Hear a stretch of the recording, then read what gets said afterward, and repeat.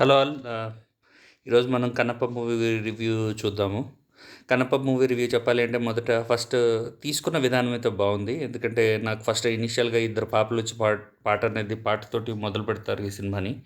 నాకది చూసినప్పుడు 'లవకుశ' సినిమా థీమ్‌ని తీసుకున్నట్టుగా అనిపించింది. కానీ ఆ సాంగ్ గూడా బావుంది.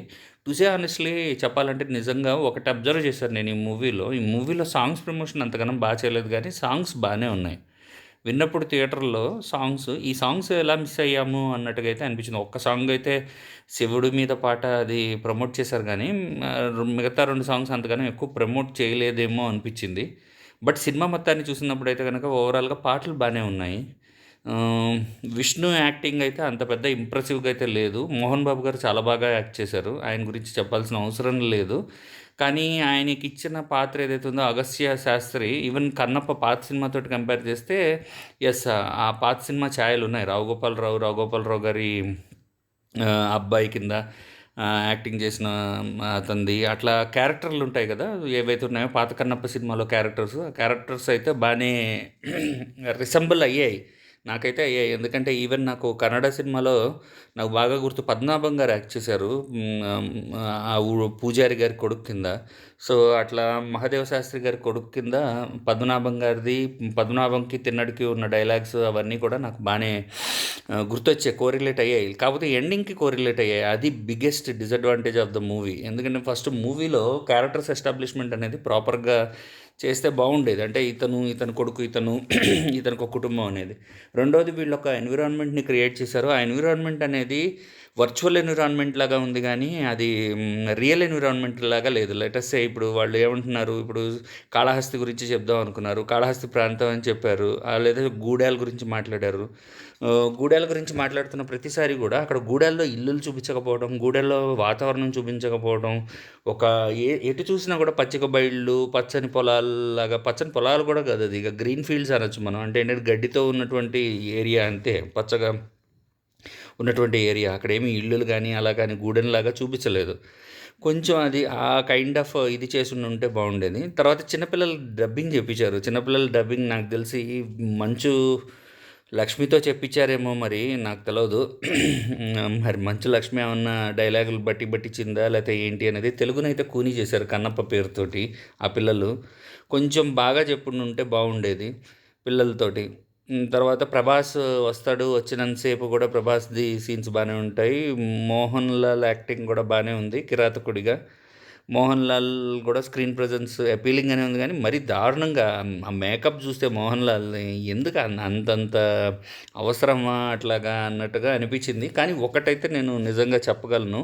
ఈ సినిమా చూసిన తర్వాత నాకనిపించింది ఏంటంటే, బాపురంల గారి మీద గౌరవం బాగా పెరిగింది నాకు. అంటే ఎలా చెప్పాలి అంటే, వాళ్ళు తీసిన సినిమా 'భక్త కన్నప్ప' చూస్తే అది ఒకటికి 10 సార్లు చూసినా కూడా ఇప్పుడు కూడా చూడొచ్చు. వాణిశ్రీ గారికి ఇచ్చిన వేషం అయితేనేమి, వాణిశ్రీ గారు, కృష్ణరాజు గారి ఇద్దరి మధ్యలో జరిగే సీన్స్ అయితేనేమి అన్నీ, ఏదైనా సరే నాకు ఆ విషయంలో చెప్పాలి అంటే గనక బాపు రమణ గారు ఎందుకు మనం వాళ్ళని ఒక లెజెండరీ డైరెక్టర్స్ గానీ, ఒక క్లాసికల్ డైరెక్టర్స్‌గా మనం రికగ్నైజ్ చేసి ఇండస్ట్రీలో వాళ్ళకొక స్థానం అంటూ ఉంది అంటే, ఇలాంటి సినిమాలు చూసినప్పుడే వాళ్ళ విలువ ఇంకా బాగా తెలుస్తుంది. ఏంటంటే ఓకే. తీసిన సినిమాలకి అలా తీశారు వాళ్ళు అంటే, నిజంగా వాళ్ళు చాలా గొప్పవాళ్ళు అని అనటానికి. అట్‌లీస్ట్ వీళ్ళు ఒకటికి 10 సార్లు బాపు రమణ గారి సినిమాలు చూసి, రోజుకొక 10 సార్లు ప్రాక్టీస్ చేసి, ఆ రోజు చేసిన సీన్ ఎగ్జిక్యూట్ చేసింది వచ్చి చూసుకొని, అలా భక్త కన్నప్పతో టాలీ చేసుకొనుండుంటే చాలా బాగుండేదేమో.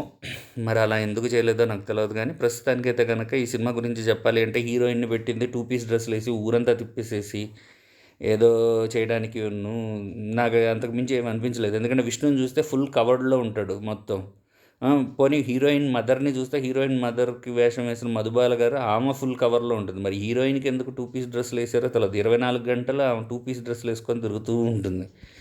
కనీసం కొంచెం అన్నా సరే పెళ్ళైన తర్వాతన్నా కవర్డ్ శారీ గెటప్ లాగా అట్లా వేయించాల్సింది.